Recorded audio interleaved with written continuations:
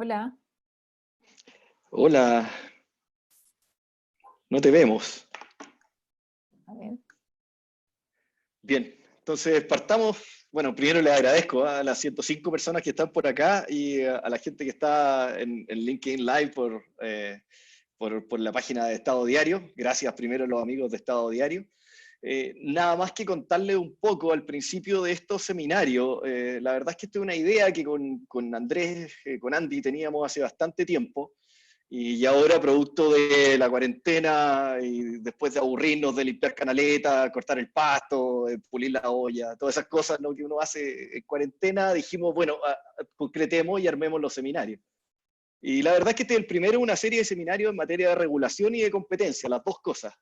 Vamos a hacer seminarios específicos en materia regulatoria, eléctrico, telecomunicaciones, agua, etcétera. Vamos a hacer varios seminarios de competencia también, esa es nuestra idea. Por eso tienen la opción de votación para ver cada cuánto más o menos tenemos, digamos, posibilidad de hacer, cuán seguido tenemos posibilidad de hacer estos seminarios, cuán seguido están interesados ustedes, etcétera. Queríamos ponerle al principio algún nombre un poco más fancy, pero después dijimos Producciones Futa, suena horrible, entonces vamos a buscar un nombre en algún minuto y vamos a tener probablemente algún nombre, un canal de YouTube, alguna cosa un poco más construida. Por mientras somos una pyme, así que le agradecemos un montón por este seminario. Agradecemos a los amigos del extranjero, que teníamos varios, de acá, de distintos países de Latinoamérica.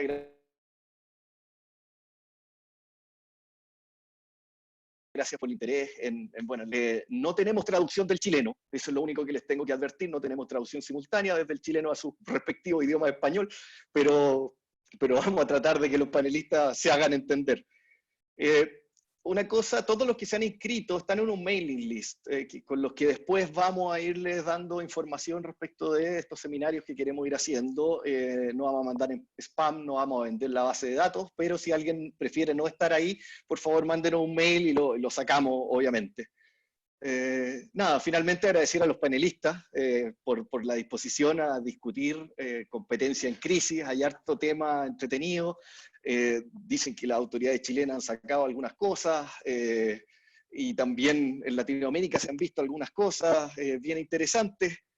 Entonces, básicamente la idea hoy es discutir qué cosas distintas tienen que pasar en materia de competencia durante estos tiempos, qué cosas podemos esperar y qué cosas se pueden esperar o no, digamos, porque puede no ocurrir nada a futuro en esta materia. Tenemos 5 panelistas, Andy va a ser el moderador oficial de esta sesión, pero el primero de estos panelistas es nuestro invitado extranjero, Juan David Gutiérrez, socio de Avante Abogados, colombiano, sabe mucho y está muy al día con todo lo que pasa en Latinoamérica en general, organiza unos seminarios buenísimos también, ayer tuvimos uno bastante exitoso sobre fusiones, de hecho, porque además es el director de Ascola en Latinoamérica. Entonces, Juan David va a partir primero dándonos una pequeña reseña de lo que están haciendo las demás autoridades latinoamericanas en la materia hoy día a propósito de la crisis del COVID-19. Y luego, bueno, Andy va a dar la introducción a los demás panelistas y la moderación. Así que de nuevo, muchas gracias a todos los que están hoy día, muchas gracias a la gente de Estado Diario y a todos los que están conectados a través de su página y, bueno, ojalá que les sirva el seminario. Partimos contigo, Juan David. Muchas gracias a ti primero por estar con nosotros. Bueno, Javier y Andrés, muchísimas gracias por la invitación. A todos los panelistas, qué gusto estar con ustedes. Un saludo a todos mis colegas de Chile y del resto de América Latina que nos están viendo en este momento. Javier, yo estaba escribiendo un documento en estos días que se llama Derecho a la Competencia Pandémico. Y sobre ese texto, sobre el derecho a la competencia pandémico en América Latina, tú me has pedido que hable. Pero entonces yo no quiero comenzar en los 2020, yo quiero comenzar en el 2019. A finales del 2019 yo le escuché a el presidente del Comité de Competencia de la OCDE, Frédéric Geny, decir que estábamos viviendo tiempos muy interesantes en el derecho a la competencia por la emergencia de nuevos retos para el derecho a la competencia que estaban asociados con las economías y las plataformas digitales. en ese momento se planteaba que el auge de los modelos de negocio que usan, digamos, ese tipo de plataformas era global y que podía resquebrajar algunos paradigmas del derecho a la competencia. Un punto, por ejemplo, la definición de los mercados relevantes en contextos de plataformas de 2 o más lados. De hecho, hace poco tuvimos una decisión de una operación en Estados Unidos y el Reino Unido, en donde en Estados Unidos se aprobó la autorización, o no se bloqueó mejor, por una corte federal. Estoy hablando de la operación Sabre Fair Logics, mientras que la Autoridad de Competencia del Reino Unido, la CMA, la prohibió. Le pareció que era significativamente restrictiva de la competencia. Y por supuesto que estos problemas o estos retos de las economías digitales seguirán interesándonos, pero pues quién se iba a imaginar que en el 2020 íbamos a tener un nuevo desafío, un nuevo reto también global por la emergencia de un virus. Y ¿quién se iba a imaginar eso? Bueno, para ser precisos, Bill Gates se lo imaginó y hace 5 años ya estaba diciendo que cuidado con las pandemias globales o las pandemias. Y pues el punto que quiero hacer es que ahora otra vez estamos en el mismo barco. Es decir, así como hace un año estaban casi todas las autoridades de la competencia pensando qué hacer, cómo abordar los retos de las economías digitales, pues ahora la mayoría también están pensando qué hacer para atender la emergencia sanitaria y económica del COVID, como ocurre además no solo con las autoridades y las agencias de competencia, sino en general con los gobiernos del mundo. Y yo quisiera, antes de entrar en contarles muy rápidamente cómo han reaccionado las autoridades de competencia de América Latina, tratar este tema de la relación entre COVID y competencia bajo 3 puntos de vista. El primero es preguntarnos qué efectos del COVID son pertinentes para las políticas de competencia. El segundo es abordar la reacción inicial de las autoridades de competencia, no solo en América Latina, sino en general. Y al final preguntarnos si está emergiendo o no un consenso sobre qué se debería hacer, digamos, en el contexto de este derecho a la competencia pandémico. ¿Hay un consenso? ¿Estamos hablando, digamos, en conjunto o no? Comienzo con el tema de los efectos del COVID. Se ha abierto, como ocurrió quizás hace una década, una discusión muy grande sobre el rol del Estado en la economía. Y ya vemos por un lado a los libertarios y a su otro espejo a los estatistas diciendo cada uno y defendiendo cómo el mercado es la respuesta o cómo es el Estado la respuesta. Y en últimas, la verdad es que la mayoría sabemos que es una mezcla y que el Estado requiere el mercado requiere el Estado, y que ese equilibrio, digamos, entre Estado, mercado, incluso sociedad, va a ser muy importante a la hora de abordar el COVID.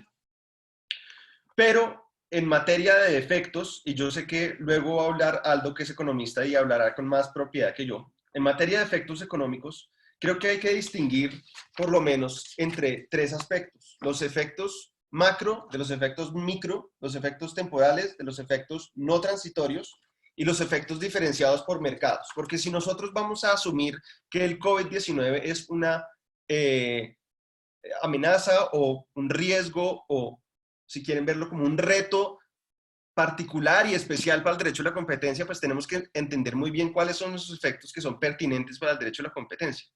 Y ya estamos sintiendo muchos de los efectos macroeconómicos derivados además de las medidas de aislamiento social. El desempleo ha crecido en todas partes de manera significativa y muy súbita. Y digamos que eso obviamente va a ser el telón de fondo, eso va a ser la cancha de juego donde van a operar las autoridades de la competencia y donde obviamente también operan los demás agentes del mercado.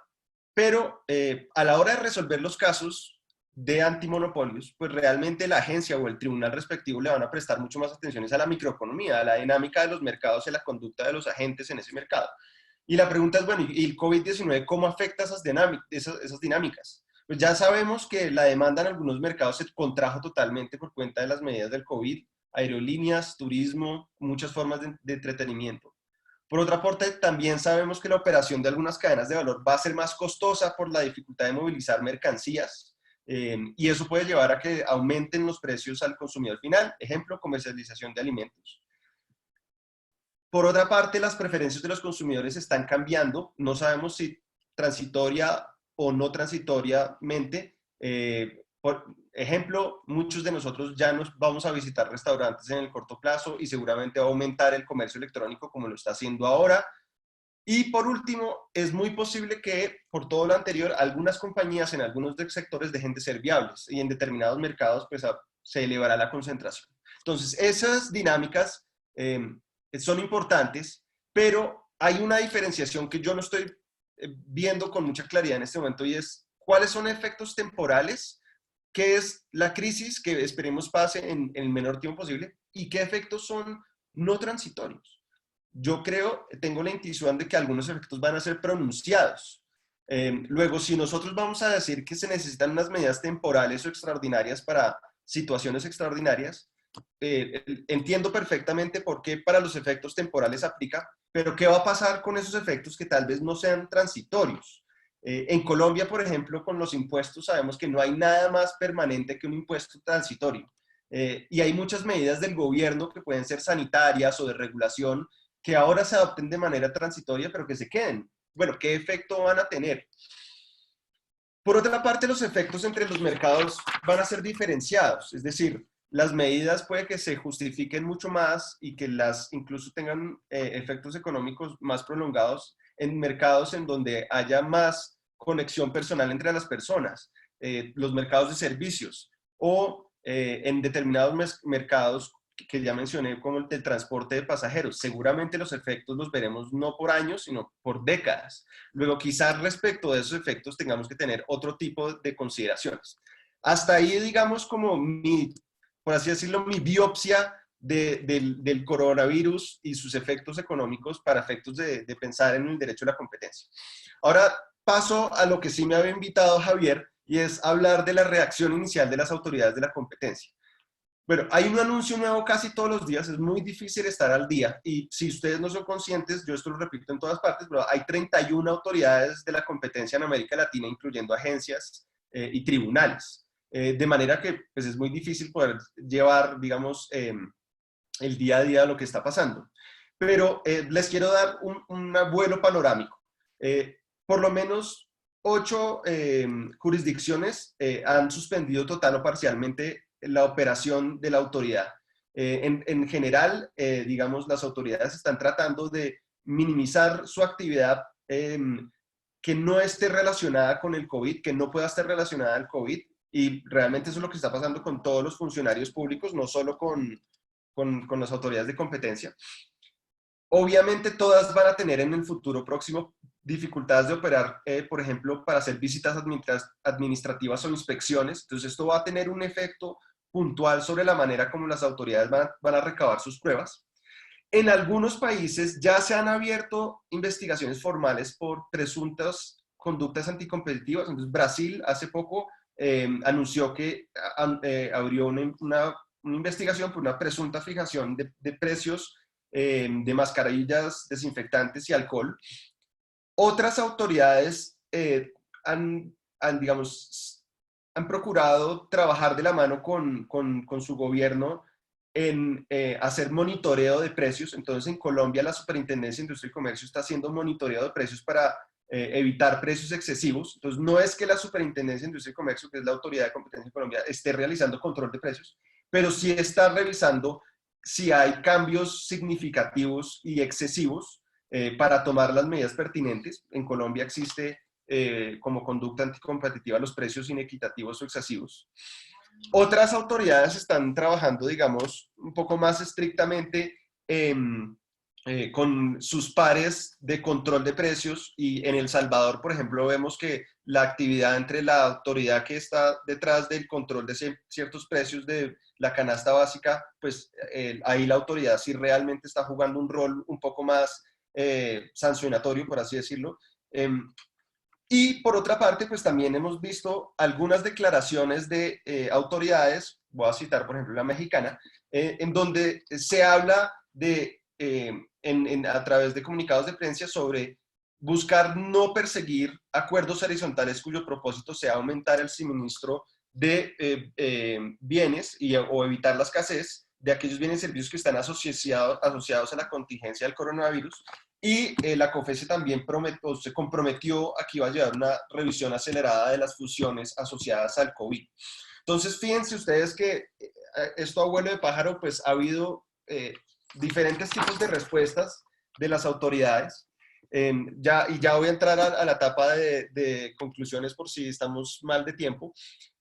Pero mi primer punto que hacía sobre la pregunta sobre si vamos a llegar a un consenso, yo creo que no. Yo creo que en la medida en que seamos parte de sociedades plurales, democráticas, donde hay diferentes intereses de juego, pues no creo que vaya a haber unanimismo en cómo abordar un reto de política pública. Puede que haya unos principios comunes o unas ideas comunes, pero yo no creo que vaya a haber, digamos, un derecho de la competencia pandémico, como yo estaba diciendo de una manera burlona. Creo que entre 31 autoridades de la competencia no creo que vamos a llegar a una posición unánime. Además, hay unas trayectorias históricas e institucionales y políticas que pues contribuyen a explicar que las autoridades van a tener una manera diferente de abordar el asunto, el problema de política pública. Pero sin embargo, y aquí aprovecho para saludar a un colega de ustedes, a Manuel Abarca, que publicó en el blog La Libre Competencia un artículo precisamente sobre este tema, y Manuel decía, bueno, hay dos mensajes principales que parece que emergen de las autoridades. Uno, que la ley está vigente, como diciendo, cuidado, pilas, que esto no ha salido de vigencia. Pero por otra parte, algunas autoridades están diciendo, bueno, estamos pensando en hacer una aplicación atenuada. Incluso algunos hablan, comentaristas más que las propias autoridades, de relajar un poco la aplicación. Para mí eso suena un poco a una especie de Dr. Jekyll y Mr. Hyde. Y el diablo creo que va a estar en los detalles. Es decir, creo que las autoridades, si van a autorizar determinados tipos de acuerdos, es porque la ley se los permite. Luego no es que estén relajando la aplicación de la ley, sino que están realmente aplicando, digamos, excepciones que la ley ya contempla. Ahora, si hay países que no tienen ningún tipo de excepción, si no tienen una excepción a la eficiencia, por ejemplo, o a determinadas formas de colaboración entre competidores, pues es posible que sí se requieran reformas legales o realmente relajar ahí sí la aplicación de la ley. Pero ¿qué está entonces, y con esto juro, Javier, que estoy concluyendo, ¿qué está sobre la mesa? Hay dos cosas que están sobre la mesa. Por una parte lo procesal y por otro lo sustantivo. Sobre lo procesal yo encuentro tres aspectos. Uno, una suspensión temporal de las actividades y no sabemos cuándo van a poder reasumirlas. Por ejemplo, las visitas administrativas me parece que son difíciles de reasumirlas. Un paréntesis, por ejemplo, los cuerpos de policía en todos los países son de los más afectados por el COVID, de los funcionarios más afectados. Y eso es porque están por ahí afuera exponiéndose. Bueno, vamos a exponer a los funcionarios públicos a las audiencias, a las visitas administrativas o las inspecciones. Bueno, por otra parte, seguramente los países que no tienen audiencias remotas o capacidad de hacer remotas, pues lo van a tener que hacer seguramente. Y por otra parte, pues está sobre la mesa tomar decisiones expeditas para asuntos directamente ligados con COVID. Yo creo que eso no requiere ninguna reforma a la norma, realmente que eso lo único que requiere es buena gestión pública y entender cuáles son las prioridades de una autoridad. En el tema de los ajustes o los cambios sustantivos derivados del COVID, hay 5 cosas que están en juego. Una es un nuevo rol o un rol intensificado de las autoridades de competencia en monitoreo de precios. Sí, yo sé, esto les va a sonar muy raro, pero pues en Colombia decimos que hay determinadas autoridades que son como un árbol de Navidad y les van colgando las bolitas ahí, ya no saben a quién darle la función, entonces se la cuelgan a alguien. En Colombia la autoridad de competencia es autoridad de consumidores de datos personales, de competencia leal, de propiedad intelectual. Bueno, entonces, pues le colgaron la bolita de hacer monitoreo de los precios. Eso también está pasando en otros países, como les había comentado. 2, hay una discusión sobre la viabilidad de autorizar carteles de crisis, un poco también con un análogo a una figura de los carteles de exportación, es decir, ahí sí que la autoridad cerrar los ojos frente a determinadas conductas que son eminentemente anticompetitivas. 3, la discusión sobre permitir determinadas formas de colaboración entre competidores. Algunas legislaciones ya lo prevén expresamente y si no lo prevé la legislación también lo desarrollan las propias directrices de las autoridades. 4, está sobre la mesa la doctrina de la defensa de empresa fallida para el control de concentraciones, es decir, autorizar que una integración que a pesar de ser significativamente contraria a la libre competencia, sea aprobada por la autoridad por cuenta de que si no la aprobara las empresas se quebrarían. Y quinto, permitir determinadas restricciones verticales, puntualmente la fijación de precios de reventa, precisamente como manera de controlar que no haya abusos con los precios. Entonces, esos son los 5 aspectos sustanciales que están en juego. Y mi conclusión sobre esos 5 aspectos es que no hay nada nuevo corriendo debajo del puente. Es decir, de esto se ha hablado toda la vida. Son espectros del pasado, por así decirlo. Y la pregunta es si se está abriendo una oportunidad, una ventana política para hacer cosas que antes no se podía hacer. Y yo creo que sí. Y eso no es bueno ni es malo. Eso simplemente es así. Se está abriendo una oportunidad para que haya cambios normativos de políticas y en la implementación de las políticas y de las normas. Y creo que hay que tener mucho cuidado porque pues siempre va a haber grupos de interés muy poderosos que de pronto van a aprovechar una oportunidad para aprobar cosas que sean muy beneficiosas para ellos, pero poco para el resto de la sociedad. Entonces, bueno, con eso me despido y voy a decir algo que Javier también dijo en el evento de ayer. Seguramente mi mensaje más importante de hoy es, por favor, lávense las manos. Gracias. Chao. Gracias, Juan David. Excelente exposición, casi una clase, Juancho. Así que dejo a Andy para que pasemos entonces a nuestro bloque nacional. Muchas gracias, Juan David. Muchas gracias, Javier. Déjame partir únicamente por seguir agradeciendo el apoyo que hemos tenido en este rato, en esta primera exposición de Juan David. Además de las 100 personas que tenemos en Zoom, se conectó mucha gente a través de Estado Diario, así que ojalá puedan estar disfrutando, y recuerden que la idea es que esto sea interactivo para todos, de modo que pueden estar en el Zoom o no, nos pueden enviar las preguntas, tanto por acá, seguimos revisando el correo, Twitter y cualquier forma que nos las quieran hacer llegar para los grandes panelistas que tenemos. Y en ese sentido, y aunque no lo crean, no nos pusimos de acuerdo. Juan David ya hizo de cierta manera el trabajo que me tocaba a mí al presentar los temas que se verían, porque habló de los 5 grandes temas o 5 grandes desafíos sustantivos, que son de cierta manera los que queremos conversar ahora. Por una parte, Juan David se refirió a la viabilidad de los carteles en tiempos de crisis y la colaboración de competidores. Y para hablar de carteles y colaboración entre competidores, creemos que qué mejor que contar con María José, que fue jefa de la unidad de carteles de la Fiscalía Nacional Económica, y hoy día socia de Morales y Besa, quien luego se va a referir en temas generales a estos 2 temas. Otro tema interesante sobre la mesa es precisamente la defensa de la firma fallida en posibles operaciones de concentración, y ahí le damos el pase al gran Mario, quien fuera subfiscal y fiscal nacional económico, y que le tocó participar en bastantes operaciones de concentración. Y el tercer gran tema, si uno lo pudiese agrupar, tiene que ver con restricciones verticales, fijaciones de precios, y ahí nuestro querido Aldo también tendrá más de algo para decir. Entonces les propongo partir con el orden que venía en la invitación, y te doy la palabra, María José, para que por favor nos puedas contar cuáles son tus impresiones en particular de cómo debiese aplicarse la normativa de competencia en tiempos de crisis, particularmente respecto de carteles, colaboración entre competidores, y ojalá algunos comentarios sobre la declaración pública de la Fiscalía y el auto acordado que sacó el tribunal. Bueno, gracias Javier, gracias Andrés por el pase. Hacia el final de la presentación voy a referirme un poquito, si quieren, sobre carteles. La verdad pensaba hacer una presentación un poquito más general. De hecho, con Chile, voy a tratar de compartirles una presentación. Si es que es posible. Y si no, acá está.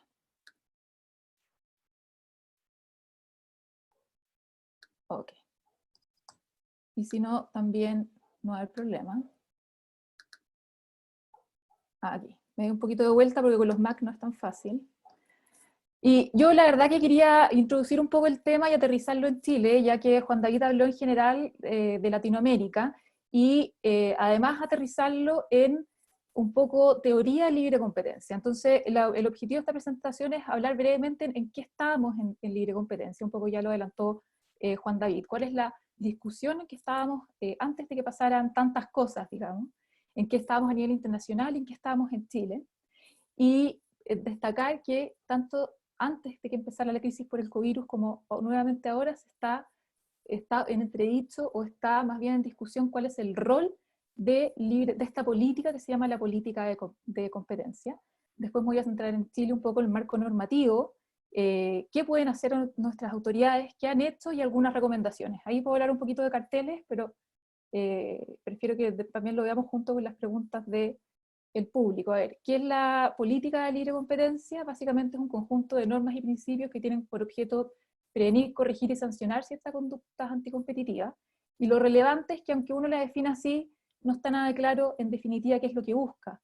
En el tiempo y en el espacio, o sea, desde antiguo ya se ha venido discutiendo cuáles son los fines, cuál es el bien jurídico protegido de esta política.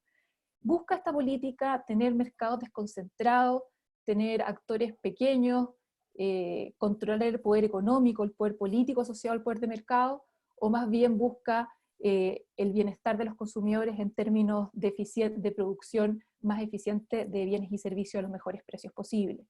Todas estas discusiones han venido dándose desde siempre, y en particular los últimos años, especialmente hace un par de años, con un paper de Lina Khan, estábamos en la discusión acerca de si el estándar del bienestar del consumidor, que se refiere a hacer un análisis económico acerca de las eficiencias de una conducta o una situación de libre competencia, era el estándar más adecuado, o más bien este estándar había producido un viraje hacia poco enforcement, poca aplicación de las normas, y por lo tanto propendía a crear grandes estructuras con poder de mercado en forma cruzada en distintos mercados. O sea, el ejemplo de las plataformas digitales. O sea, venía una discusión, la verdad, bastante interesante. Ahí lo adelantó Juan David con el tema de las plataformas digitales. Justamente es a propósito de esto, las principales autoridades del mundo estaban discutiendo de este tema.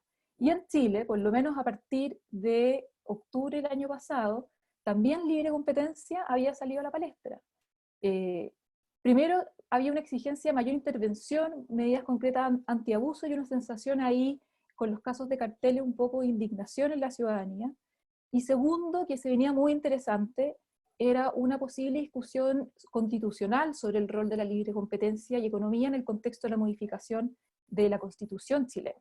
Entonces se venía ahí una discusión que yo creo que iba a ser muy rica, muy interesante, acerca de si tenía que haber mayor intervención, mayor preocupación por la concentración en Chile, que es un mercado muy concentrado, o que tiene mercados muy concentrados y con pocos actores. Ese es el contexto, y ahí llega el coronavirus y la crisis mundial y sus efectos. Y nuevamente, en este contexto tensionado, en el que estaba la política de libre competencia, que estaba, la verdad, muy interesante para los que nos gusta este tema, se viene un escenario, la verdad, bastante negativo en el futuro.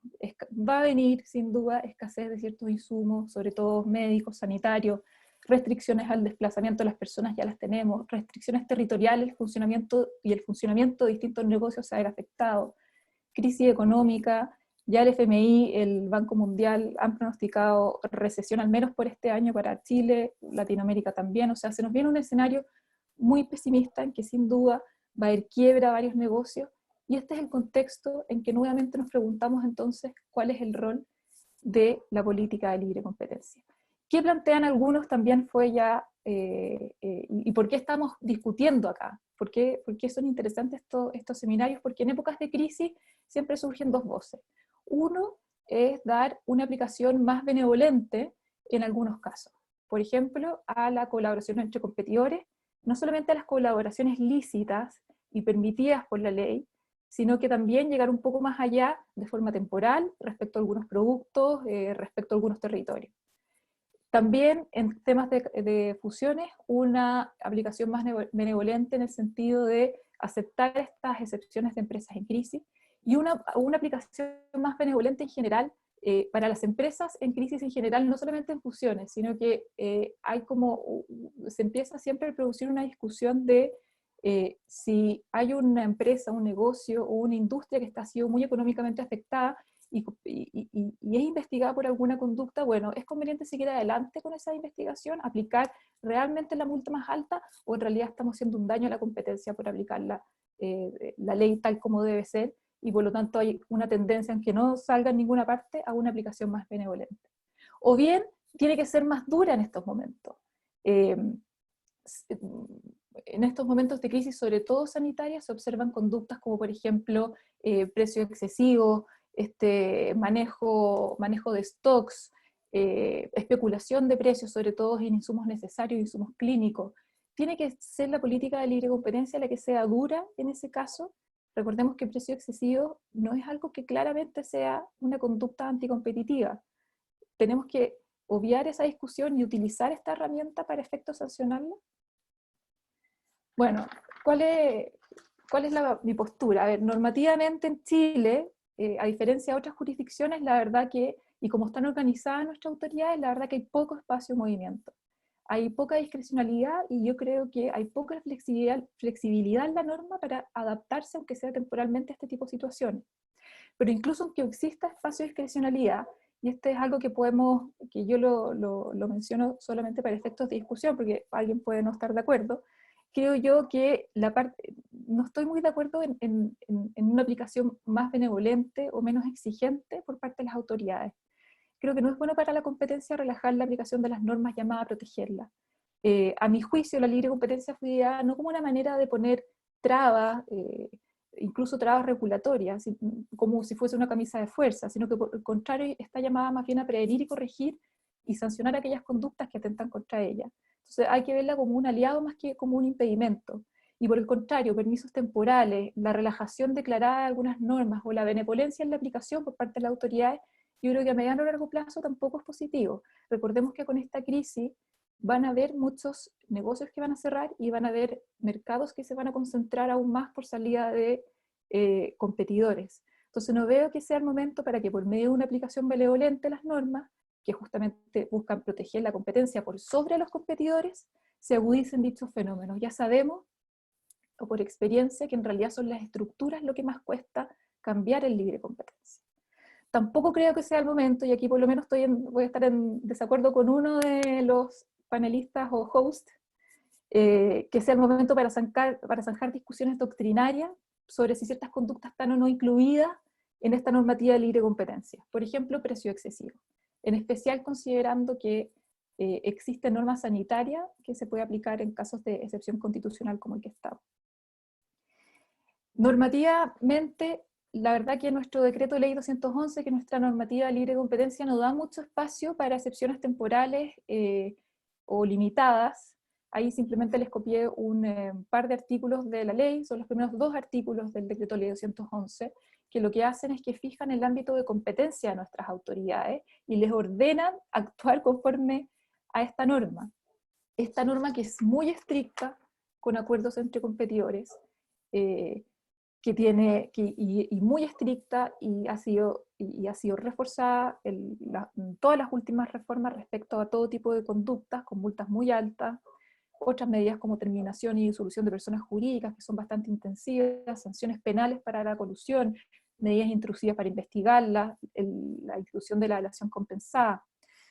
En resumen, veo que a diferencia de otras jurisdicciones, la agencia administrativa, por ejemplo, la Fiscalía, no tiene facultades para aplicar sanciones, no tiene facultades para contestar preguntas o resolver consultas, y el tribunal, por su parte, tiene funciones jurisdiccionales y consultivas, pero también está bastante limitado para dar cualquier tipo de flexibilidad. Además, que no olvidemos que en nuestro sistema también están los particulares, que son los que mayor volumen presentan casos ante el Tribunal de Defensa de Libre Competencia. Entonces hoy día no tenemos una autoridad que pueda decir, bueno, durante esta crisis no perseguiré carteles, no presentaré acciones contra tales y tales industrias, o bien que pueden otorgar una exención temporal de la aplicación de estas normas. Creo que no es conveniente, pero creo que tampoco lo tenemos. Ahora, ¿qué es lo que sí se puede hacer? Y un poco qué es lo que ha hecho nuestras autoridades, que creo que han ido en el camino correcto, en el sentido de dar mayor claridad a los actores del mercado y a los particulares de qué es lo que se puede hacer y qué es lo que no. La Fiscalía efectivamente tiene una declaración pública del el 3 de abril respecto a la colaboración entre competidores, aquellas que no son contrarias a la libre competencia, pero advierte duramente, fuertemente y correctamente, yo creo, respecto a cualquier aprovechamiento por parte de, comillas, inescrupulosos. Y por otro lado, el Tribunal de Defensa de la Libre Competencia, actuando también dentro de la esfera de sus facultades, también explica que efectivamente hay ciertas colaboraciones entre competidores que están en el ámbito de la licitud, y que respecto a estas colaboraciones que están dentro del ámbito de la licitud, especialmente cuando se refieran a bienes o servicios que sean indispensables para mantener la cadena de abastecimiento, la continuidad de los servicios de transporte, la entrega de medicamentos e insumos médicos, van a tener un procedimiento como un fast track de aprobación, y por lo tanto, cuando se consulten estos actos al tribunal, estos se pueden ejecutar incluso antes de tener la aprobación, lo cual es un cambio procesal a cómo está actuando hasta ahora el tribunal. Creo que ambas medidas van en el sentido correcto, pero creo que también hay más espacio para hacer más. Yo creo que en este periodo lo que más importa a los actores de mercado es tener la guía y tener orientaciones por parte de las autoridades. Por lo tanto, yo creo que hay espacio para dar más recomendaciones, mayor advocacy.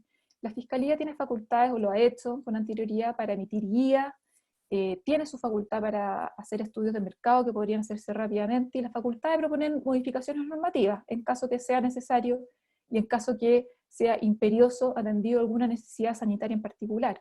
La misma facultad de proposición normativa la tiene el tribunal. Y además, bueno, está el buen uso de esta facultad consultiva, en que se pueden consultar al tribunal algunos actos o contratos por celebrarse en que se tengan dudas. Extrema precaución, eso sí, con la aplicación benevolente de las normas. Ya en nuestro país, muchos en Latinoamérica tienen mercados altamente concentrados por empresas con tremendo poder de mercado. Muchos de ellos van a tener más poder de mercado y estar en mercados aún más concentrados cuando terminemos o cuando pasen los efectos de la crisis económica asociada al coronavirus. Creo que eso ya es suficiente daño a la competencia como para relajar las normas que la protegen. Así que yo abogo por una extrema precaución en la aplicación benevolente de las normas. La estructura es lo más complejo después de revertir. Y como precaución también, porque todo cambio temporal en libre competencia pasa a ser permanente, precaución en intentar zanjar discusiones doctrinarias sobre el alcance de las leyes en tiempos de crisis. Precios excesivos u otros abusos que están fuera de esta normativa, yo creo que no es el momento para zanjarlo, porque eso después queda de forma muy permanente, y estos son cambios que hay que hacer de manera muy pensada y que evolucionan lentamente en la jurisprudencia y en la doctrina de libre competencia. Entonces, sacar libre competencia y empezar a decorar el árbol con otros objetivos o bienes jurídicos, yo la verdad que intentaría no caer en esa tentación. Ahora, a la pregunta de Andy, que ahí me pilló un poco, pero bueno, ya se entiende mi presentación que hay una línea, la verdad, bastante clara para mí entre los acuerdos de colaboración entre competidores lícitos, aunque hay algunas veces que las barreras ahí están un poco grises, con los que producen efectos anticompetitivos, o bien el legislador ha tomado la decisión de declararlos ilícitos en sí mismo, per se. No creo que de ninguna manera este sea el momento para profundizar problemas de libre competencia que se van a producir ya por la crisis económica, y autorizar carteles a todas luces que pueden ser dañinos para el mercado y la economía. Muchas gracias, María José. La verdad que agradecerte primero por haber estado perfecto en el tiempo, cosa que es súper útil, sobre todo por la gran cantidad de preguntas que ya hay. De modo que creo que para darle continuidad a la idea de lo que creo que va a ser más útil hacer es seguir con el resto de los panelistas, y luego volver al final con las preguntas, de modo de poder nosotros con Javier aprovechar este tiempo para irlas agrupando por tema. Y para darle la palabra a Aldo, quisiera solo recordar un tweet que Aldo puso hace probablemente 2 semanas, que dio bastante, no, tranquilo, ¿no? Dio bastante debate, porque fue muy interesante, porque fue justo antes que apareciera la declaración pública y el auto acordado. Decía Aldo que creo que nuestro diseño institucional de libre competencia, separación fiscalía y tribunal, no es útil para enfrentar situaciones de crisis como la actual, en caso que se requiera aplicar medidas especiales. Y ahí luego vienen varias respuestas y un entretenido debate con harta gente que está participando hoy día en el programa, de modo que parto por un lado dándote la posibilidad de réplica para hacerte cargo del comentario, y por otro aprovechando de comentar cuáles son, a tu juicio, además de este tema institucional, las medidas que uno debiese tomar en esta época de crisis. Así que muchas gracias por participar con nosotros, Aldo.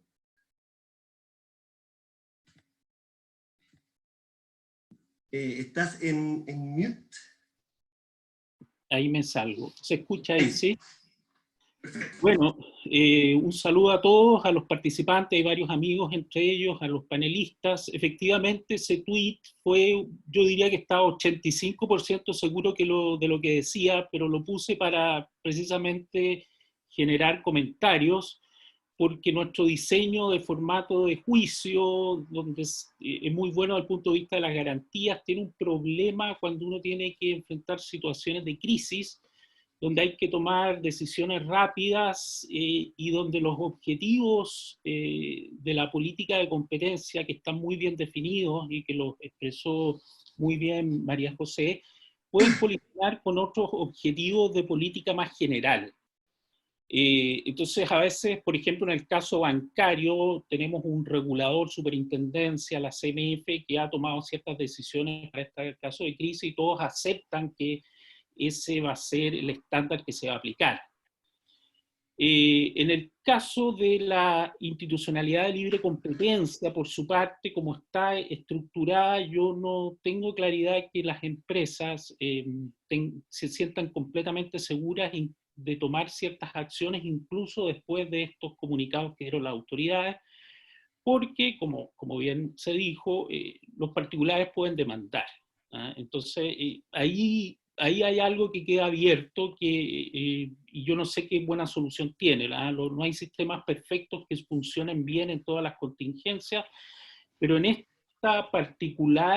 particular escenario de crisis, donde aparece lógico relajar ciertas medidas, puede que no sea óptimo.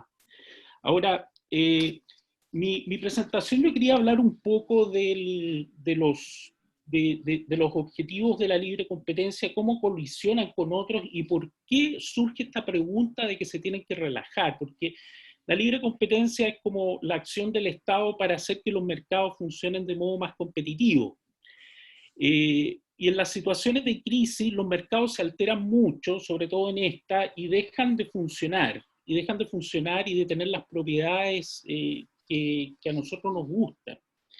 Y se perturba, ¿por qué? Porque se empieza a desaparecer el beneficio del intercambio. Entonces los países, principalmente los países, como que desconfían del comercio, empiezan a cerrar fronteras, empiezan a producirse fenómenos de acaparamiento. Hemos visto fenómenos internacionales de piratería, derechamente de países que requisan activos valiosos porque el comercio se empieza a interrumpir. Y los mercados deben operar en ciertos ecosistemas donde hay ciertas reglas, donde hay cierta confianza entre los que transan, y eso se empieza a romper. Y cuando eso se rompe, la libre competencia puede quedar un poco inútil. Ese es como puede ser un instrumento que no sea útil para resolver adecuadamente lo que está pasando. Entonces, claro, hay fenómenos de acaparamiento, potenciales abusos de precio en bienes más necesitados. La capacidad productiva actual está diseñada para periodos de normalidad y por lo tanto en la crisis crece la demanda por ciertos bienes y todos demandan esos bienes y lo vemos en el caso de estos dos artículos esenciales para la vida o para la seguridad y la salud, que son las mascarillas y los ventiladores. Entonces, toda la capacidad productiva orientada a eso, es como que las transacciones se hacen más difíciles y los países buscan el autoabastecimiento. Pero por otro lado, vemos otras conductas que pueden ser sorpresivas. Por ejemplo, hay empresas que abren sus sistemas para uso gratuito de todos, por ejemplo, no sé, plataformas de revistas, JSTOR. Hay bancos que han facilitado mucho las renegociaciones que no lo harían en condiciones normales. claro, no es que necesariamente sean benevolentes, sino que están apostando probablemente a la imagen a largo plazo, y eso también es algo distinto. Y aparecen otros objetivos que los estados buscan resguardar. Primero, la provisión universal, es decir, que todos tengan algo de, no sé, de los servicios básicos. El mercado en condiciones normales provee eso, pero cuando cambian las condiciones y la definición de los servicios básicos es distinta, entonces puede que el mercado no sea una buena solución. Se busca salvar el empleo, se busca salvar determinadas empresas que se consideran indispensables que un país debe tener, y por lo tanto, ahí viene la pregunta si es que primero se requiere coordinación que en situaciones normales no se permitirían para sostener esos objetivos, es una pregunta. Y lo segundo que también aparece son las ayudas estatales. ¿Ah? En Chile el tema de ayuda estatal no está en el ámbito de la libre competencia, en otras jurisdicciones puede que sí lo esté, y normalmente se regula de una forma especial, sobre todo en el caso de Europa. Sin embargo, en situaciones de crisis como esta puede surgir la pregunta si hay que ayudar a empresas, hay que salvarlas, y a quiénes, si son determinadas, son todas dentro de un mercado, etc. Y también se pueden producir algunos abusos de la excepcionalidad. Uno ve, por ejemplo, el caso del cartel del petróleo de la OPEP, que si bien es bastante exiguo hoy día en su representatividad de la oferta mundial, Estados Unidos negoció con la OPEP una reducción en la producción para subir el precio. Entonces, y lo que dice Trump, lo puso en un Twitter, dice, esto va a salvar miles de empleos en Estados Unidos. Uno dice, bueno, ¿y por qué la reducción de la producción va a salvar empleo? Y probablemente hay una transferencia de rentas, algún acuerdo político ahí. Pero efectivamente que un cartel se potencie en una situación de crisis es algo que es completamente indeseable. Un concepto económico que hay que tener presente en estas situaciones de crisis y relacionado con la pregunta de por qué los mercados puede que no estén funcionando de modo eficiente, tiene que ver con la discusión o con lo que planteaba Coase en su famoso trabajo de la teoría de la firma. ¿Cuáles son los límites de la firma? ¿Es la empresa la unidad más eficiente o es el mercado? ¿Cómo me proveo yo? ¿Si hago la producción interna o utilizo el mercado? Y en este caso la analogía sería que la empresa sería como el Estado que las coordina y logra mejor el objetivo de proveer ciertos bienes que se consideran hoy día básicos que antes no lo eran. Está el caso también, otro tipo de crisis distinta a esta han sido los periodos de guerra entre países. La Primera y la Segunda Guerra Mundial, Estados Unidos relajó la aplicación de las leyes antitrust y organizó toda su capacidad productiva para la defensa, y eso significaba coordinar a las empresas, y eso era más eficiente de un resultado que podía dar eventualmente el mercado, donde hay contratos, donde se transan precios entre las partes, y esto se organiza directamente con la mano visible del Estado sin aplicar las reglamentaciones de libre competencia que normalmente se utilizan. Ahora, ¿cuáles, siendo más concreto, yendo a los issues que podrían surgir, en los casos actuales? Lo primero es el control de precios, el abuso de precios en ciertos servicios, y si la mejor respuesta es el control de precios. Yo creo que ahí hay que ser cuidadoso, no hay que ser tan dogmáticos en general al mundo antitrust, y a mí en particular no me gusta la figura de los precios abusivos, pero entiendo que es una respuesta de política que puede surgir para evitar alzas abusivas en ciertos servicios. Ahí surgen una serie de problemas. Por ejemplo, si un minorista sube el precio porque el mayorista le subió el precio. Entonces el minorista lo usa como argumento, y el gobierno le dice al minorista, oiga, usted no me suba los precios a público final porque me va a generar un problema gravísimo desde el punto de vista político. Entonces ahí hay que actuar sobre el mayorista y hay que entrar eventualmente a regular márgenes, y ahí claramente se escapa de lo que normalmente una agencia antimonopolio desea hacer, y es un tema complejo de resolver. Y ahí hay que utilizar criterios, bueno, ¿cuál es el precio razonable? ¿Cuál es el margen razonable para estas actividades? Usar como referencia o no los precios que existían anteriormente. Aquí lo importante, yo diría que más que el precio en sí mismo, porque el precio alto es un reflejo de la escasez, es preocuparse de la cantidad.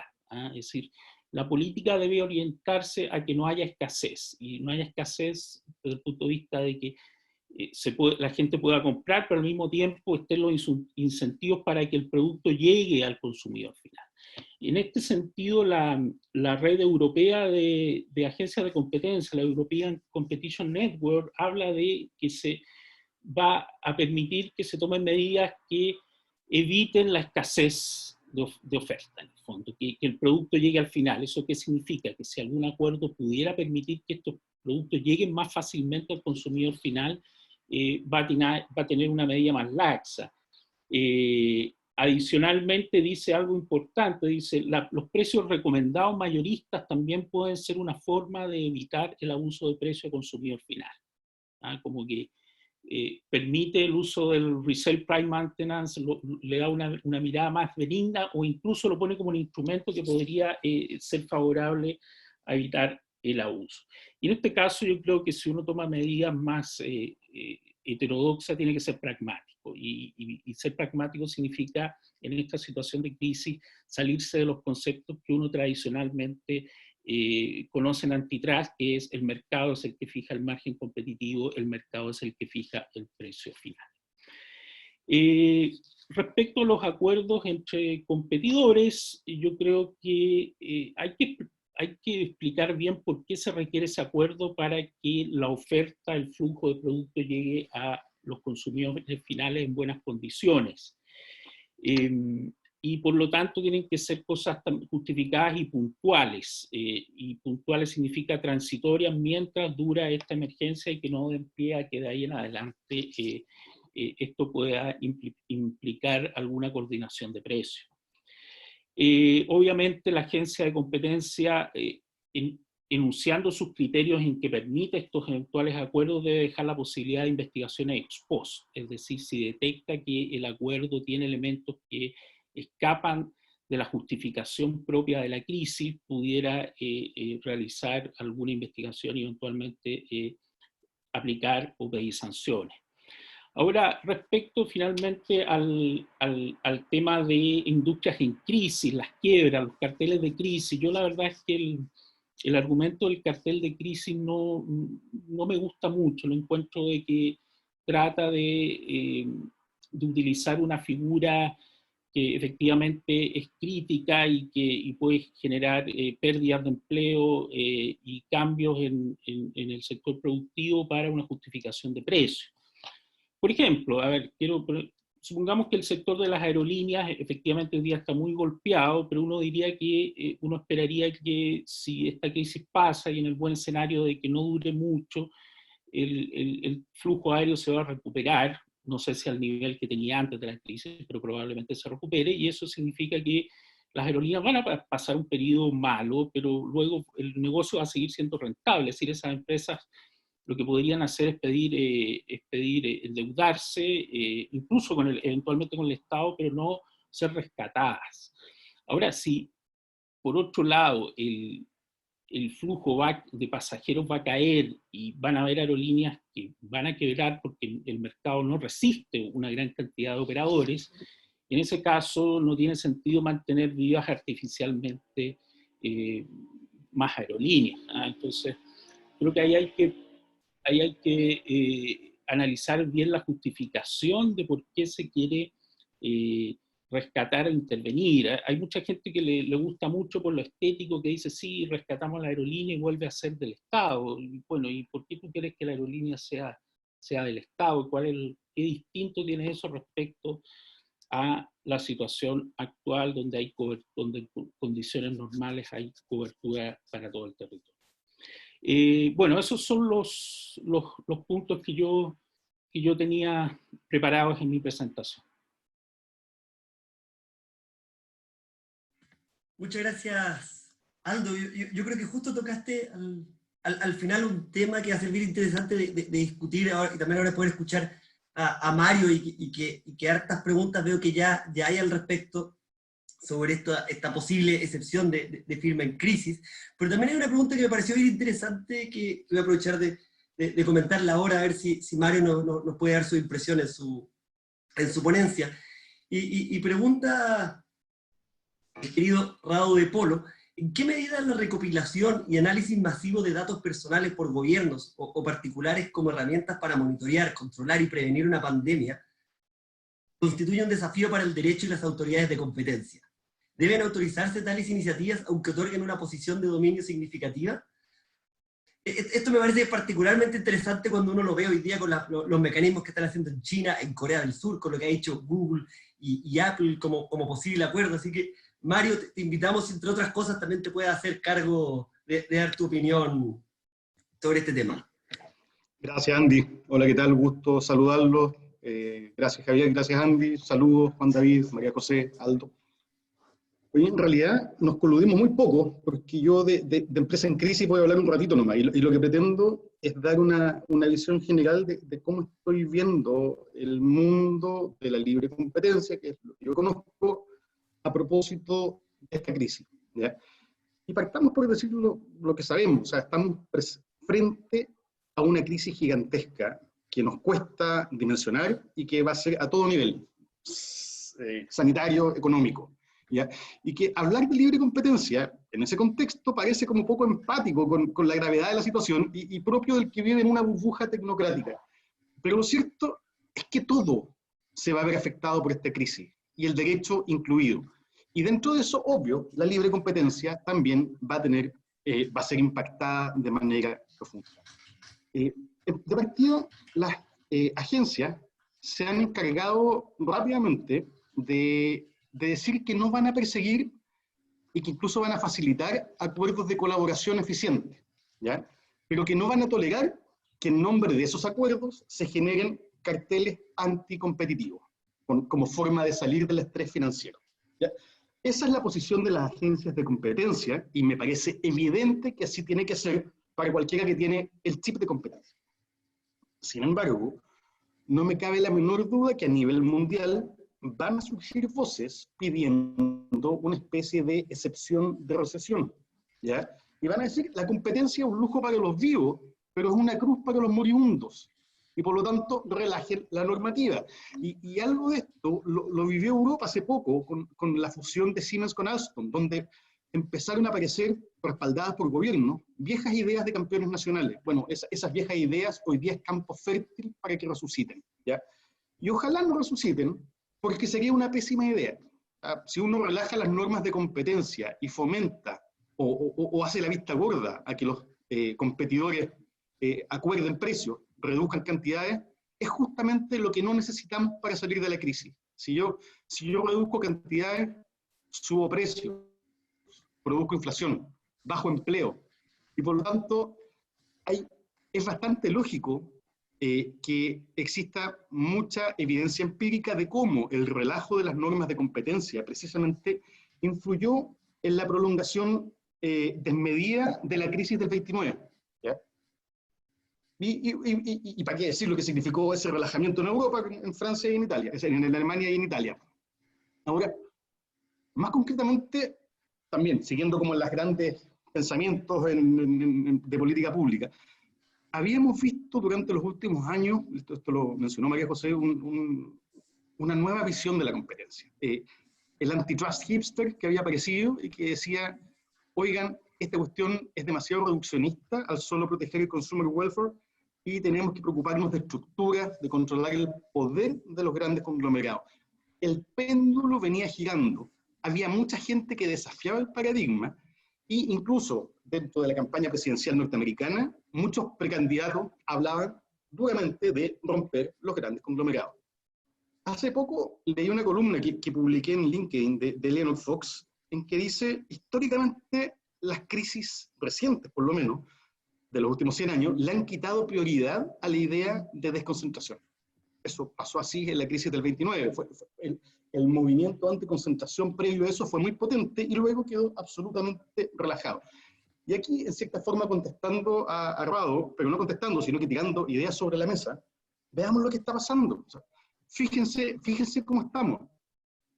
Parece que este es un mundo post-crisis que necesita a los grandes. Los necesitamos para controlar los contagios. Mejor unos pocos con quienes negociar que muchos, que muy atomizados. Amazon, este monopolio que está hace un mes y duramente criticado, controla a los especuladores. Y les dice, el que vende las mascarillas y el gel muy caro, lo saco de Amazon. Apple rastrea con quién se encontraron los contagiados. Entonces, parece este mundo nuevo demostrar que las crisis alteran estos movimientos de péndulo y probablemente los grandes conglomerados sean los grandes favorecidos de esta situación. Eso es algo que vamos a tener que dejarle tiempo a la historia para que hable, pero claramente va a ser una externalidad que va a repercutir en la forma en que vivimos el futuro. Me dejo de tanta política pública y voy más a lo concreto. ¿En qué ámbito la libre competencia debiese ser impactada por esta crisis? Dos grandes grupos de temas quiero hablar. No voy a hablar de precios explotativos, quiero referirme a las fusiones y a los acuerdos de cooperación. A lo que dije, sumémosle una triste realidad. Las crisis, en general, las sobreviven quienes tienen espaldas más fuertes. Y por lo tanto, vamos a presenciar un mundo donde sobreviven los fuertes y mueren las empresas más pequeñas. Se viene una ola de fusiones, ¿ya?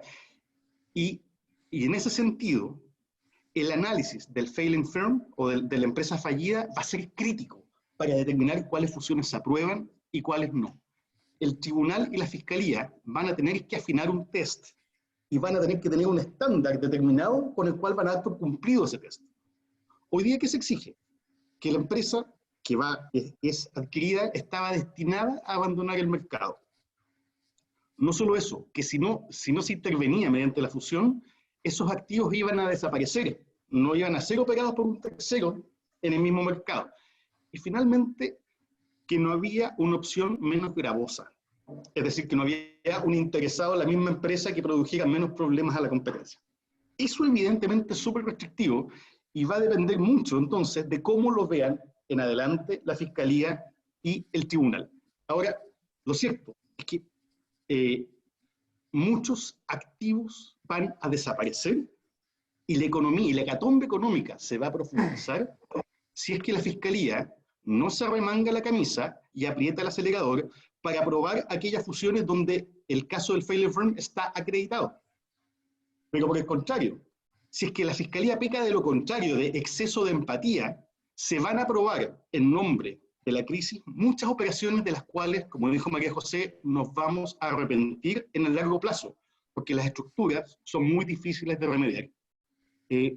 Yo confío mucho en el criterio de la Fiscalía para llevar adelante esto, pero sin duda me gustaría que el gobierno, con la misma énfasis que presenta proyectos de ley, se preocupe de dotar a la Fiscalía de los recursos necesarios para enfrentar esta situación. Aquí se necesita gente capacitada, se necesita poder reemplazar al personal y se necesita tener una división de fusiones muy activa, porque lo que viene es duro y de esa actuación va a depender mucho de cómo se desenvuelve la economía.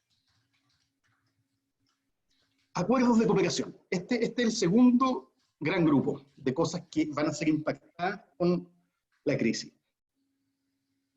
Está esquematizando en el fondo cuáles eran los acuerdos de cooperación de que se habla tanto estos días. Y yo creo que existen tres niveles de cooperación.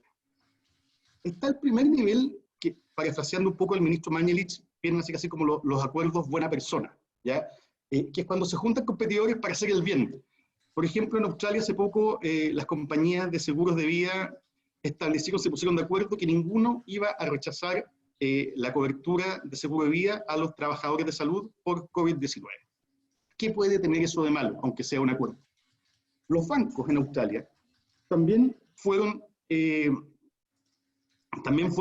autorizados para entregar un paquete de alivio a las pymes. Eso, evidentemente, no puede por ningún lado ser malo. Ese es el primer tipo de acuerdo.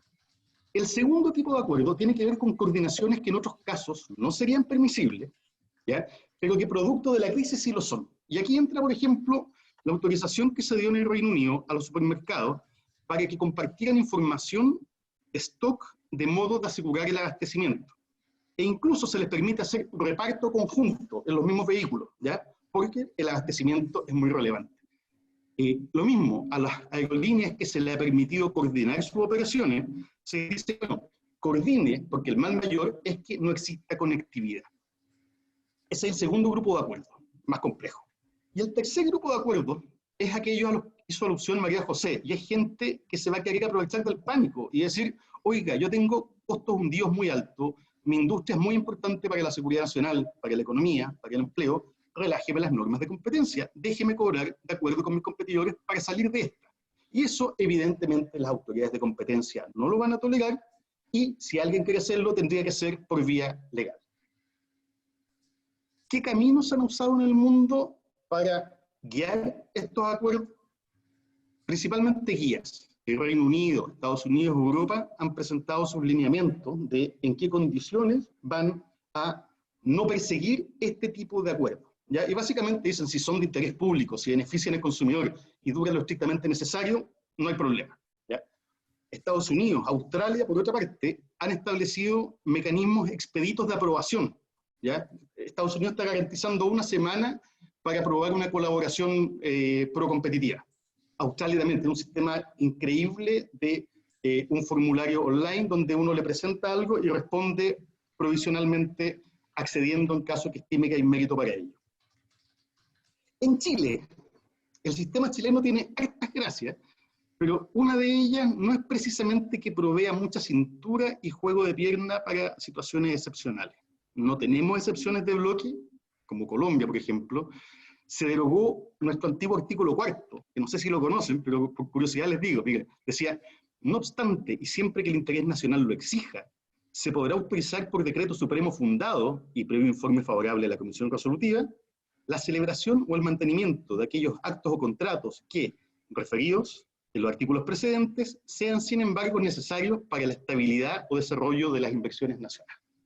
Eso hoy día no existe y por lo tanto ese marco no está. ¿Ya? Y ante esa ausencia de marco, ¿qué hizo el tribunal? El tribunal hizo lo que tenía que hacer y abrió la puerta a permitir la ejecución de las colaboraciones que le sean consultadas sin esperar la tramitación de todo el procedimiento. Me parece que era la medida que tenía a la mano y la tomó.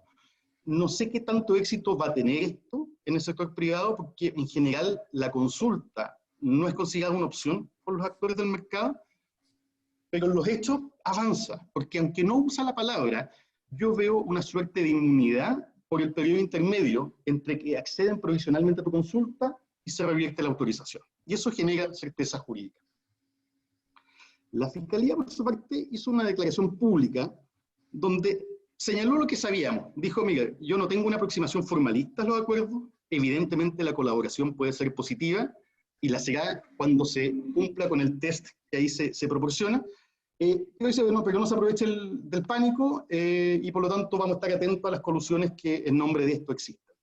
Personalmente hubiera echado de menos algo más como lo que se hizo en su minuto en funciones, de que la Fiscalía pudiese revisar las cosas que se le proponían, pero la verdad depende de los recursos que se tenga. Y la verdad es que no va a blindar esto de la Fiscalía, por lo menos da certeza de que con una buena asesoría uno sabe dónde moverse. Y en ese sentido, quiero terminar esta presentación diciendo que al final lo que subyace en la decisión de la Fiscalía es que yo no quiero ser, en el fondo, lo que uno percibe es que no quiere ser instrumentalizado, ¿ya? Y en ese sentido, algo de razón tiene. O sea, al final, y aquí termino con esta reflexión, la libre competencia es puro sentido común. A mí me cuesta un poquito cuando escucho voces clamando por una excepción de competencia, por relajar la competencia. No hay que relajar nada, hay que aplicar criterio. Yo creo que nadie entiende el corazón de la libre competencia, y esta es una opinión personal, puedo estar equivocado y podemos discutirlo, pero si cree que está prohibido acordar. Lo que está prohibido es provocar colectivamente un daño que tú solo no puedes lograr. Y al final esa es la vara con la que se van a tener que juzgar las cooperaciones. En ninguna época, creo yo, con crisis o no, puede ser malo que se junten competidores, por ejemplo, comprometiéndose a subir un 20% los sueldos de sus trabajadores. Eso pero no veo ni al ministro Tapia, ni a la gente de la Fiscalía Nacional Económica persiguiendo esa iniciativa porque fue un acuerdo de precios. Y la verdad, en este segundo, eso respecto al primer grupo de acuerdo. Respecto al segundo grupo de acuerdo, es evidente que cuando cambia el contrafactual, también cambia el análisis. Es pésimo, es malo para la competencia que dos aerolíneas coordinen viajes para ir lo más lleno posible, porque eso evidentemente sube los precios y reduce los vuelos. Pero obvio que no es malo que se coordinen para asegurar la conectividad cuando el contrafactual ya no es ese, sino es que no haya vuelos. Y es ese contrafactual lo que la Fiscalía va a tener que indagar en cada uno de los casos que deba investigar. Al final lo que hago es un llamado al sentido común, al criterio y asesorarse correctamente en estos temas tan delicados, pero que van a ser tan necesarios para salir adelante de la crisis. Muchas gracias, Javier y Andy. Muchas gracias, Mario. Muy interesante, al igual que todas las presentaciones. Y voy a tomar lo último que hice en relación con ese llamado al sentido común, pero para algo mucho más sencillo. Es complejo ver qué pregunta hacer de todas las preguntas que hay, de modo que voy a recurrir al sentido común y voy a hacer aquella que tiene más likes nomás. Entonces, lo que propongo es que la gente que también tenga preguntas vaya ocupando la funcionalidad de pedir la mano, cosa de poder ir dando la oportunidad que las personas también puedan no solo transmitir sus preguntas a través de escribirlas, sino también participar de manera un poco más interactiva. Pero hasta ahora quizás la pregunta que al menos tiene más likes hasta ahora, y bien interesante, una que hace Benjamín, y le pregunta a María José o Mario, pero yo acá quiero también extenderla a Juan David para que nos dé su opinión respecto a lo que pasa en otros países de Latinoamérica. Y dice, sin pretender que la advocacy se ejerza en medio de la contingencia, ¿no es ya bastante evidente que en Chile se apreciaría mucho y a esta altura se requiere de una guía de cooperación entre competidores? Y entonces le pido a Juan David primero que nos cuente la experiencia colombiana, en orden a si existen o no guías de este tipo, alguna otra que él pueda conocer en Latinoamérica, y luego si Mario y María José nos dan sus impresiones, y sobre todo si es que es bueno quizás que una guía como esa salga en mitad de la contingencia, o es quizás mejor esperar que la contingencia termine, volvamos a la vida normal, exista la vacuna, y luego de la vacuna venga la guía. Partamos contigo, Juan David, primero. No, rápidamente, sí, Colombia tiene un par de guías que son pertinentes. Una para acuerdos de colaboración entre competidores, y otra sobre, digamos, el comportamiento de las empresas en contextos de asociaciones gremiales. Entonces, pues están muy relacionadas las dos. Realmente son muy útiles. Digamos, mi posición además sobre el tema es que desafortunadamente muchas veces los abogados creemos que las soluciones están en una ley o en un decreto, y se nos olvida que realmente la mayoría de las soluciones pueden estar en gestión pública, y gestión pública puede ser ofrecer mejor certidumbre a las personas, explicando con más detalle cosas que de pronto no requieren la formalidad de una ley, sino puede ser perfectamente una guía, una directriz, una comunicación. Y creo que, de hecho, Colombia tiene alrededor de 5 o 6 guías sobre diferentes temas en materias de competencia, y creo que debería haber más, que hay muchas otras oportunidades de ofrecer mayor certidumbre jurídica a las empresas, a los agentes económicos, y que pensemos mucho más en gestión pública y no necesariamente en resolver todo a punta de leyes y decretos. Muchas gracias. María José, si nos Sí, comentas. bueno, es un material de promoción que yo creo que estábamos esperando antes de todas las contingencias varias de parte de la Fiscalía. No creo, aquí hay un peligro, porque si uno podría decir, bueno, si se lanza ahora, tal vez que está la tentación para que se adapte a la contingencia y por lo tanto venga incluido algunas de estas flexibilidades. Yo tiendo a confiar plenamente en mi ex empleador, y creo que va a hacer, incluso en este contexto sería bueno que lo hicieran, y no creo que tengan la tentación de hacer esa flexibilidad. Espero, pero efectivamente podría ser un riesgo en este contexto para otra agencia, no para esta. También tendrá la misma opinión sobre su ex empleador, mi querido amigo Mario. Completamente, como no voy a tener la misma opinión. No, yo creo que hubiera sido bueno que esta guía se lanzara, es un producto que está ahí como otros dando vuelta, pero ya no fue, yo creo que no es el momento. Hoy día podría estar demasiada pintada de crisis, y eso es lo peor en una guía. no sé, vamos a tener que ver cómo se sigue adelante y si la crisis es demasiado grande, quizás la Fiscalía va a tener que pensar en establecer algún mecanismo de fast track con todo lo poco vinculante que eso sea, pero eso habrá que verlo en el futuro. Por el momento creo que la Fiscalía ya marcó el criterio. Tienen que ser acuerdos proporcionales, que generen un beneficio y que no puedan alcanzarse de otra forma. Yo creo que con eso ya uno tiene una pauta que seguir. Uh-huh. Al final, esas reglas amplias que permiten interpretación en cada caso. Eso es lo que todas las guías de cooperación al final dicen eso, así que tampoco hay mucha certeza en ninguna guía de colaboración entre competidores en ningún país. O sea, si uno ve la de Estados Unidos, que una de las primeras que salió, también es bastante a la interpretación. Es simplemente una guía que le sirve a los asesores de libre competencia para marcar el camino. Les recuerdo a quienes están participando el que puedan levantar la mano. Hemos visto en estos últimos minutos mucha gente poniendo likes a preguntas, lo que hace bastante más interesante el poder elegirlas, porque parece ranking subiendo, pero sigue abierta la posibilidad para que todas puedan levantar la mano y hacer su pregunta. Ahora, lo interesante de esto es que justo la siguiente pregunta salió para Aldo, y le pregunté en una situación inversa a la que él planteó. ¿Qué pasaría en tu opinión, Aldo, si el proveedor, que asumamos tiene una posición dominante, decide bajar sus costos en atención a la pandemia, por ser dueños intrínsecamente bondadosos o por querer proteger su marca? ¿Podría exigirle al minorista que traspase esa rebaja de precio de reventa al consumidor? Y en la afirmativa, ¿calificaría eso como una imposición abusiva? Y a esta pregunta me permito agregarle otra.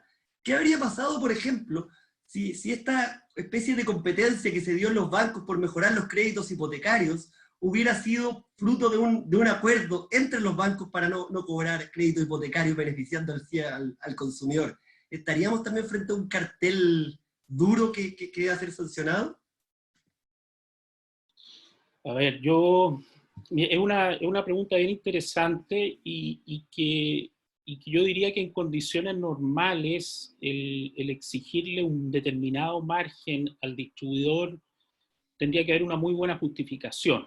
Yo creo que no, en condiciones normales no lo veo como algo que tenga muy buena presentación, pero así presentado en términos generales. Claro, porque uno dice, yo reduzco mi precio mayorista y tú subes el margen manteniendo el mismo precio minorista. Claro, en competencia, si yo lo vendo a través de distintos canales, uno esperaría que eso bajara normalmente, y que la competencia llevara a que eso se baje.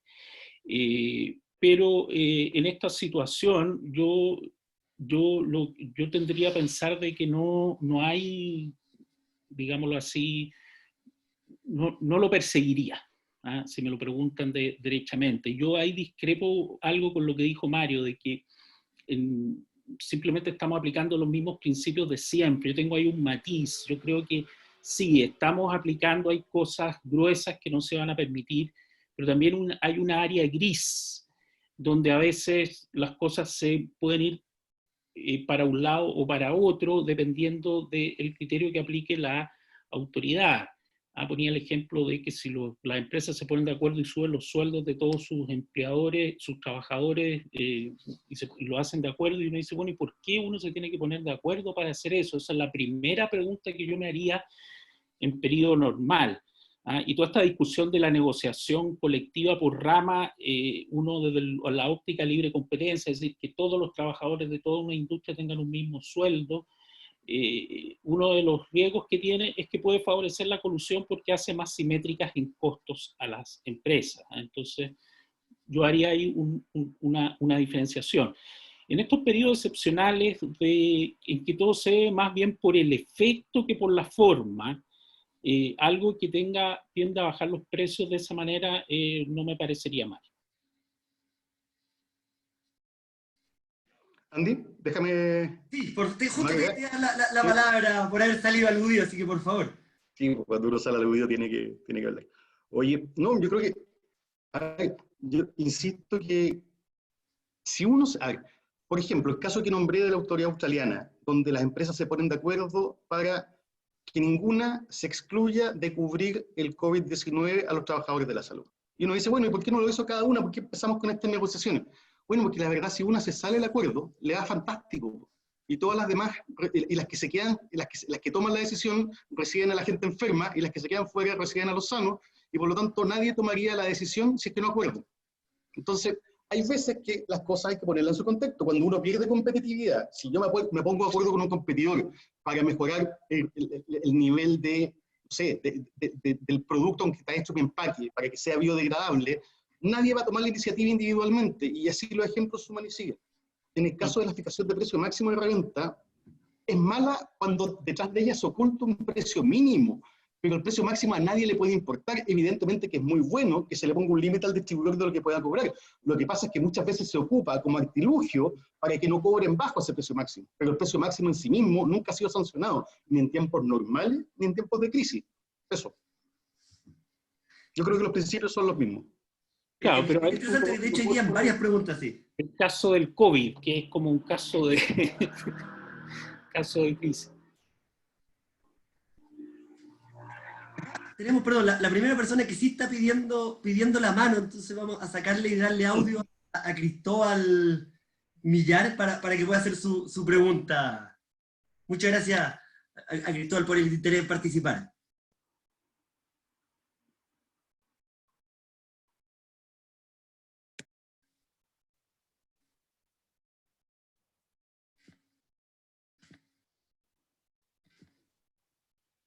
¿Alguna complicación técnica?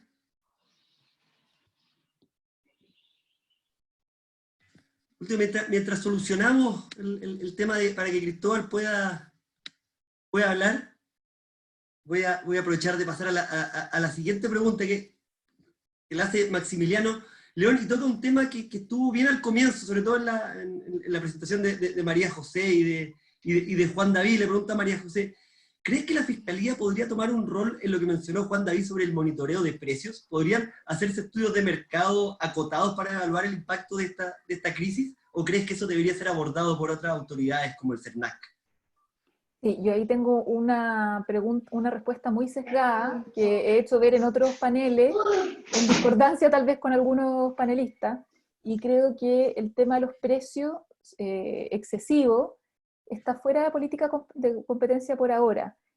Sí creo, obviamente, que la Fiscalía puede hacer estudios de mercado para ver las condiciones de competencia que llevan a precios altos, que es lo que efectivamente hace y ha hecho la mayoría de los estudios de mercados que tiene la Fiscalía, por ejemplo, farmacias,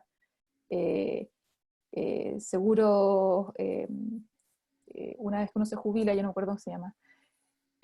Efectivamente, hacer estudios sobre las condiciones de competencia que llevan a los precios altos, sí, pero transformarse en un organismo que haga seguimiento de precios, ¿con cuál objetivo?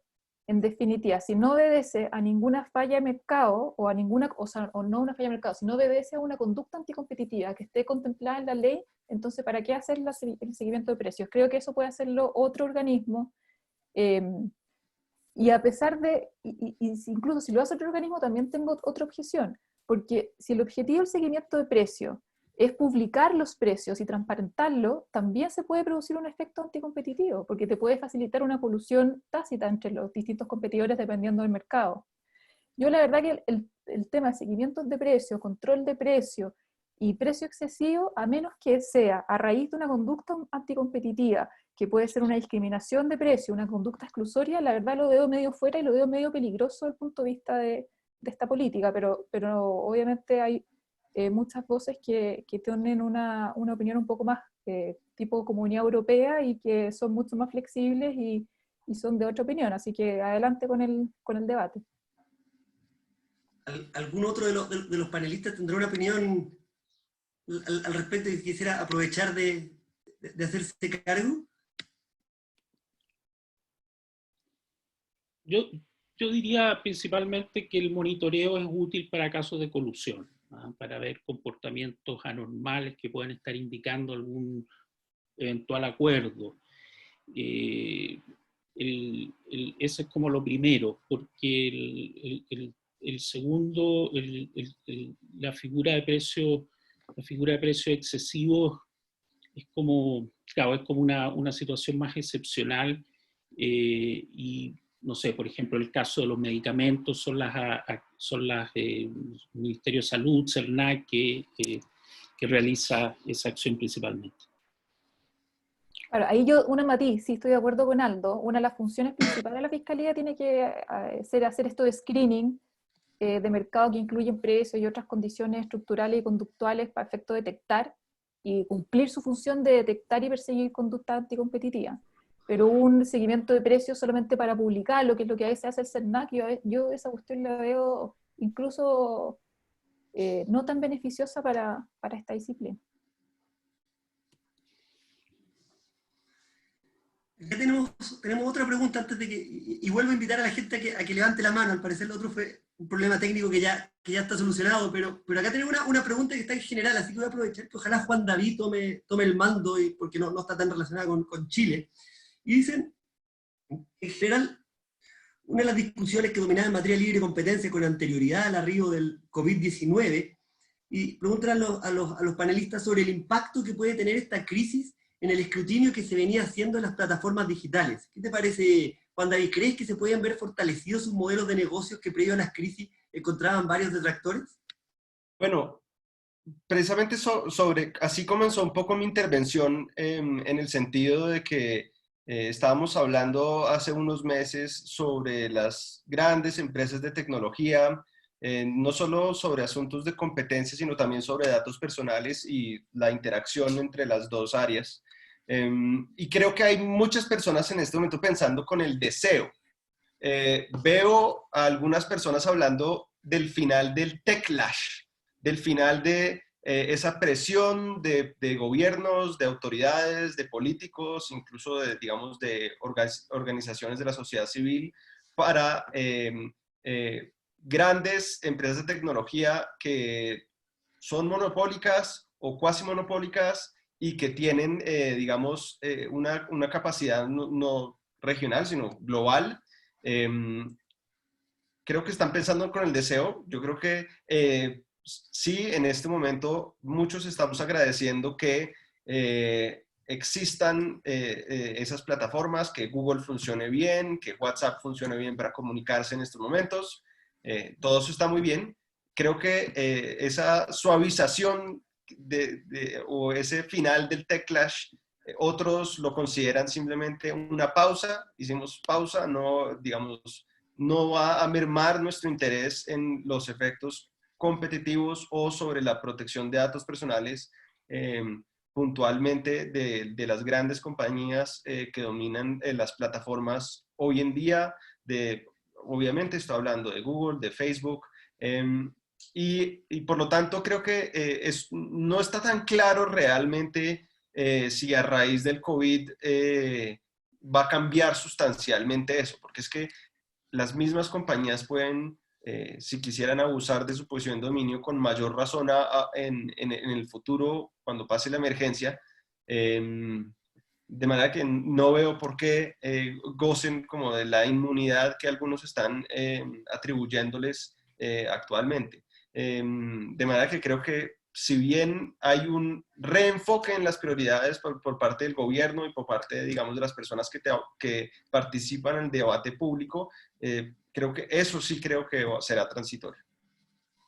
Muchas gracias, Juan David. Hablando de las grandes plataformas, solo un dato al margen, en las preguntas, le piden a Mario que ojalá pueda poner la fuente de donde aparece que Amazon controla el precio a los especuladores, así que ojalá la pueda dejar para el interés de las personas que están preguntando eso.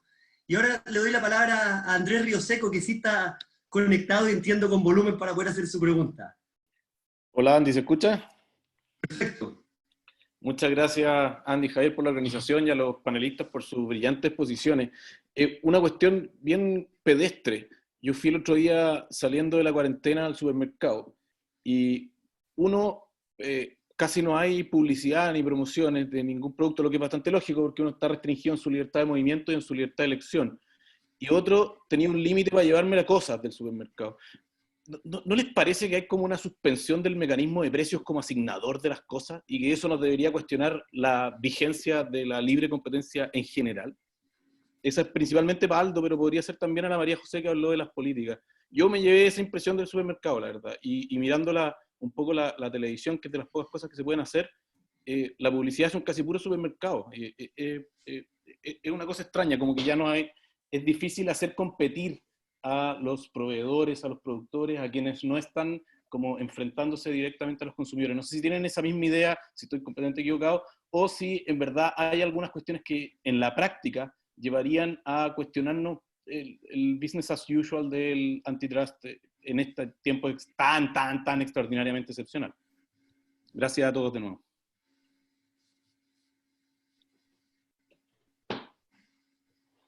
¿Aldo? Ok. Bueno, este es un caso que efectivamente, desde el punto de vista así como del no formal, sino que más bien del efecto que tendría, uno entiende por qué se están racionando los productos, y es por el fenómeno de acaparamiento y porque no hay capacidad productiva para satisfacer la demanda en el corto plazo al precio actual, y es un buen sustituto, yo diría que un sustituto justo al alza de precios, porque tenemos dos formas de racionar los productos y el objetivo final es que llegue a toda la gente. Uno es darle completa libertad de precio a las empresas y no cuestionarlas por eso y decir, bueno, raciono vía precio, pero eso puede llevar a un precio excesivo y por lo tanto una solución alternativa es permitir que se compre menor cantidad de ítems por persona. Yo creo que eso la gente lo entiende, ¿eh? Incluso puede ser hasta una medida así como de buena imagen para la empresa, porque la gente va a entender por qué se está haciendo eso. Ahora, en tiempos normales, una medida de ese tipo no es claro que aparezca. La única razón por la cual se me ocurre que una empresa podría aplicar esa política es porque está haciendo los leading y está vendiendo muy barato bajo el costo un producto para que la gente vaya a comprar otro. ¿Ah? Tampoco se consideraría también anticompetitivo, pero efectivamente, desde el punto de vista, pensando en la fiscalía va a entender cuál es la racionalidad detrás de esa política, y no la va a encontrar contraria al bienestar, yo creo, y por lo tanto demuestra que hay como un distinto estándar que se aplica en estas situaciones. Es decir, cambió el escenario, cambiaron las condiciones y obviamente cambia la respuesta de la autoridad.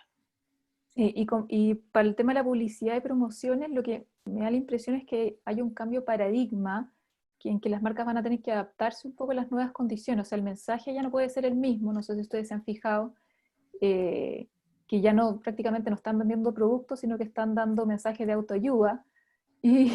Y dado que hay alguna restricción al movimiento en las salas de supermercado, probablemente tienen que hacer algunos cambios en su esfuerzo de publicidad y promoción, pero más allá de un periodo de adaptación, yo no creo que sea un tema de libre competencia ese, más que tienen que readaptarse a una sensibilidad distinta y preferencias diferentes de los consumidores.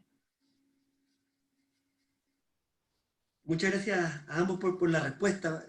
Las pocas votaciones que alcanzamos a tener al comienzo decían que el tiempo ideal debía ser de 1 hora y media, y de modo que el primer seminario vamos a respetar esa votación popular, por lo que quisiera, no será antes darle la palabra a Javier, agradecerle realmente a todos el interés en haber participado, tanto los que participaron por Zoom, por LinkedIn, para los que hicieron preguntas, los que mandaron comentarios, de verdad que muy, muy agradecidos. Si estuviésemos en tiempos normales, lo invitaría a un tercer tiempo, pero como no se puede, le doy la palabra a Javier como premio. Cada uno en su casa por Zoom.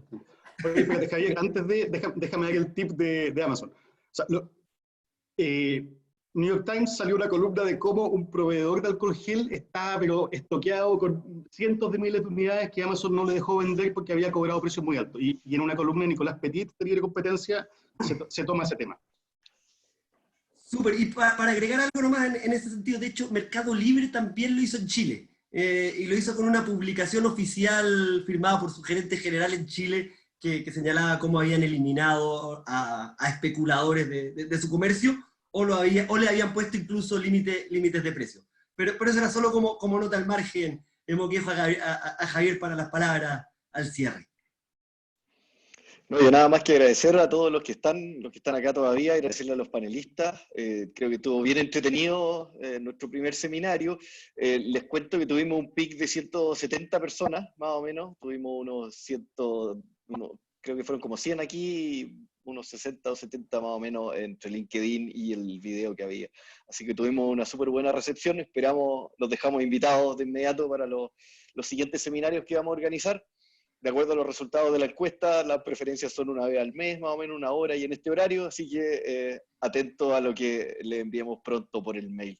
Muchísimas gracias a todos, gracias de nuevo a los panelistas, váyanse felices al tercer tiempo y gracias a los espectadores también. Nos vemos en otra ocasión. Yo voy a aplaudir virtualmente nada más a todos ustedes, ¿eh? Hay una opción de aplauso, sí, el que quiera, pero por ahora aplauso virtual. Muchas gracias y que estén muy bien.